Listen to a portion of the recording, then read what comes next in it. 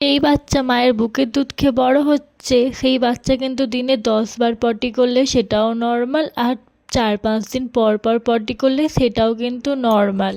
আমার মেয়ে যখন নিউবর্ন ছিল, নিউবর্ন থেকে টানা 2 মাস ও দিনে প্রায় 9 থেকে 10 বার ও পটি করতো।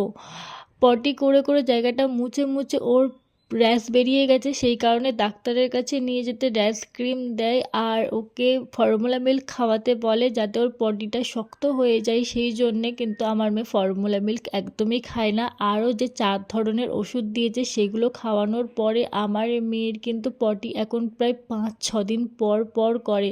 আবার কখনো প্রতিদিন করে দেয়, আবার কখনো 1-2 দিন ছাড়া ছাড়া করে দেয়। যখন ও 5-6 দিন পটি করে না তখন কিন্তু ওর পেটে প্রচণ্ড গ্যাস হয়ে যায় আর খুবই কান্নাকাটি করে।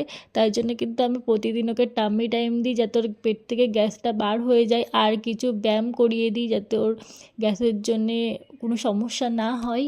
আর যখন দেখি ও পটি করছে না 4-5 দিন আর খুব কান্নাকাটি করছে, একদম থাকতে চাইছে না, তখন কিন্তু আমি গ্লিসারিন আর পানের মোটা দিয়ে ওকে পটি করিয়ে দিই। তা নাহলে মোম দিয়ে, সেটা কিন্তু ফার্মেসি গিয়ে কিনতে হয় বা ডাক্তার দেখিয়ে তাদের কাছ থেকেই নিতে হয়। আমি কিন্তু ডাক্তার দেখিয়েই নিয়েছি।